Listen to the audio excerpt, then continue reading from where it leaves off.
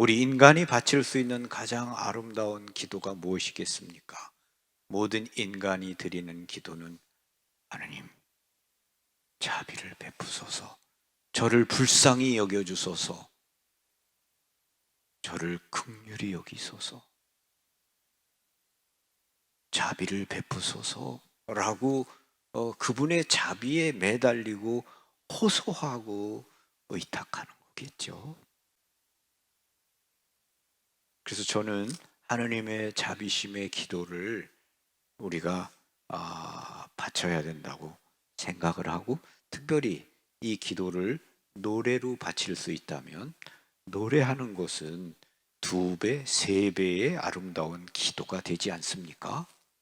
그래서 여러분들이 노래로 이렇게 그 기도를 바칠 수 있도록 제가 여러분과 함께 기도하면서 노래로 이 기도를 바치고 있습니다.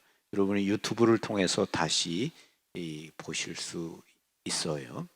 그리고 기도를 바치면서 제가 이렇게 팔을 이렇게 들고 기도를 바쳤는데, 5단이 팔을 들고 양팔을 이렇게 옆으로 벌리고 기도를 하면 사실은 팔이 굉장히 아파요. 끊어질 듯 아파요. 5단을 노래로 바치면 마음속으로 계속해서 팔을 내리고 싶은 그런 생각? 그런 게 들죠. 그만 내릴까? 뭐 누가 뭐라 그러지도 않는데 이거 뭐 내리고 싶다, 이런 마음이 굉장히 많이 들어요. 그런데 팔을 들고 있으면서 고통에 대해서 생각합니다. 예수님의 순환을 보시고, 예수님이 우리를 위해 순환하셨다.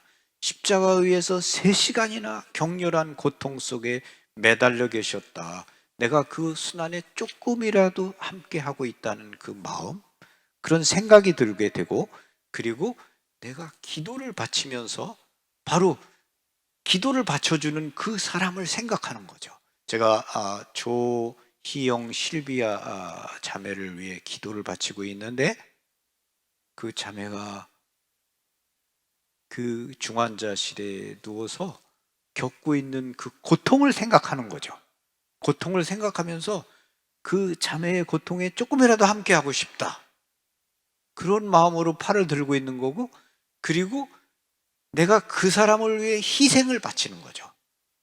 희생을 바치면서 그 사람에게 주님 이 자비를 베풀어 주시라고 간절히 기도하는 마음으로 팔을 들고 있는 거죠. 그 때문에 희생이라는 것은 큰 기도가 되는 거예요. 너희가 희생을 바칠 수 있겠느냐? 바티마의 성모님의 말씀이시죠. 우리가 희생을 바치는 거예요. 희생. 그 희생은 곧 사랑인 거예요. 팔을 이렇게 막 내리고 싶다, 아프다 그러면서도 팔을 끝까지 들고 기도하는 것은 주님, 그 자매에게 자비를 베풀어 주십시오, 그런 기도를 바치는 거죠. 그래서 희생이 곧 기도고 아름다운 기도다라는 거죠. 그래서 우리가 기도할 때 우리가 바치는 어떤 자세, 우리의 몸가짐도 굉장히 중요하게 한 거죠. 그래서 몸가짐을 바로 하게 하고 숨을 고르게 쉬면서 우리의 마음을 담아서 하느님을 향하는 것, 그것이 아름다운 기도의 모습이고, 우리가 기도를 바치면서 누군가를 위해 기도할 때는 이런 희생과 함께 기도하는 어떤 자세, 이것은 그만큼 힘 있는 기도가 되고 아름다운 기도가 된다고 믿습니다. 그래서 여러분들이 하느님의 자비심 기도, 오후 3시에 우리가 이 기도를 바치죠. 그런데 오후 3시뿐만 아니라 여러분의 삶 안에서 바치시기를 바라고, 이 기도를 아직 모르는 사람도 많이 있어요. 그들에게 이 기도를 또 가르쳐 주시고 기도할 수 있게 해 주시고, 그리고 여러분도 노래로 기도를 바치는 것도 또한 배우시면 좋겠습니다. 그래서 이번 하느님 자비심 주기를 기쁘게 아름답게 여러분들이 봉헌하실 수 있으면 좋겠습니다. 예수님께서 부활하신 다음 제자들이 다 모여 있는 곳에 나타나셨습니다. 그리고 예수님이 평화가 너희와 함께 하시면서 그들 가운데 나타나셨죠. 제자들은 그분을 뵙고 깜짝 놀라고 유령인 줄 알았다고 합니다. 저는 이 복음을 읽을 때마다 친절하신 예수님, 그분의 모습을 생각합니다. 사랑은 친절합니다. 예수님이 얼마나 친절하신 분이신가. 제자들, 예수님이 필요한 순간에 모두 다 도망가 버렸습니다. 예수님 곁에 그들은 있지 않았습니다. 물론 두려웠고 무서웠고 그래서 모두 도망쳐 버렸습니다. 베드로는 3번까지 예수님을 모른다고 했습니다. 예수님 곁에 그들이 없었습니다. 그런데 예수님이 부활하셔서 그들 곁에 오셔서 평화가 너희와 함께 하고 말씀하십니다. 그리고 제자들이 유령이다 이렇게 어떤 그런 소동을 벌일 때 예수님이 얼마나 친절하신가 여러분들이 오늘 복음에서 볼 수 있습니다. 예수님이 말씀하시죠. 왜 놀라느냐. 그리고 손을 보여주시면서 당신의 못자국 난 손, 상처 입은 손, 그 손을 보여주시면서 말씀하십니다. 만져봐라. 만져봐라. 나다. 만져봐라. 얼마나 친절하십니까? 그리고 따뜻하십니까? 그들에게 조금도 그럴 수 있니? 나를 버리고 너네 다 도망갈 수 있니? 뭐 이런 말씀 그런 거 나무라거나 탓하거나 그런 말씀 한마디 하지 않으시고 그냥 그들의 약한 믿음을 강하게 해주시기 위해서 당신을 믿을 수 있게 해주시기 위해서 만져봐라. 나다.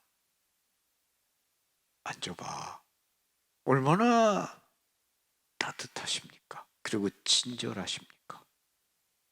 그리고 예수님이 또 이렇게 말씀하시죠. 먹을 게 없니? 그러면서 함께 그들과 음식을 먹는다. 친교를 나누는 겁니다. 사랑을 나누는 겁니다. 그들과 함께 음식을 나누고 예수님의 이 부활하신 예수님이 더없이 친절하신 분이시다. 사람의 마음을 바꿀 수 있는 게 뭡니까? 친절한 거죠. 따뜻한 겁니다. 배려하는 겁니다. 예수님이 제자들을 믿지 못하는 제자들을 배려하시잖아요. 친절하게 다가가시잖아요. 따뜻하게 만져봐라. 먹을 거 없니? 그리고 그들과 함께 먹고 그 자리에 머무르시고 그들에게 또 당신의 말씀, 성서를 깨닫게 해주시려고 그들의 마음을 열어주시죠. 우리가 어떤 사람이어야 할까요? 부활이라는 것은 모든 것을 바꾸고 변화시키는 거죠. 그런데 우리가 삶을 살아가면서 우리가 어떤 때에 변화됩니까? 그것은 사랑을 만날 때입니다. 아주 친절한 사랑, 따뜻한 사랑을 만날 때 우리가 변화되지 않습니까? 예수님이 보여주시는 이런 사랑. 우리가 서로 관계를 맺으면서 상처받는 것은 무엇 때문에 상처받습니까? 우리 권위적인 사람을 너무 사실은 싫어하지 않습니까? 권위적이고 뭐 그런 거 우리가 싫어하죠. 그런데 자신도 모르게 그렇게 될 수 있습니다. 우리의 표정, 우리의 몸짓, 우리가 누군가를 만났을 때 하는 말, 어떤 태도, 예수님의 이 태도, 부활하셔서 첫 번째 발현하셨을 때 유령이다 이렇게 놀라워하는 그 제자들 앞에서 예수님이 보여주신 이 태도, 넌 너무 아름다운 거예요. 만져봐라. 먹을 게 없니? 그리고 그들에게 더없이 친절하시고 따뜻하게 말씀해 주시고, 이러한 예수님의 모습을 우리가 닮을 수 있으면 너무 좋겠습니다. 부활은 모든 것을 변화시킵니다. 예수님의 십자가와 죽음과 부활을 통해서 우리에게 생명이 왔습니다. 그리고 그 부활은 모든 것을 새롭게 바꾸고 변화시키죠.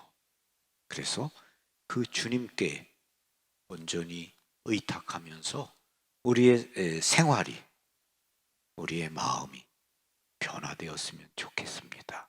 부활이라는 것은 죽고 난 다음에 부활하는 것이 아니라 지금 여기서 매일의 우리의 삶 안에서 작은 부활들이 필요한 거죠. 작은 부활.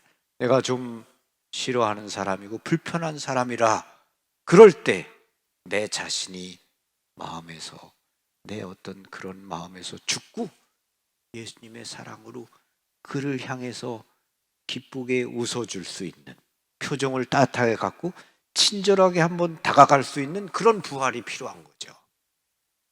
그럴 때 거기에서 정말 우리가 부활하는 거죠.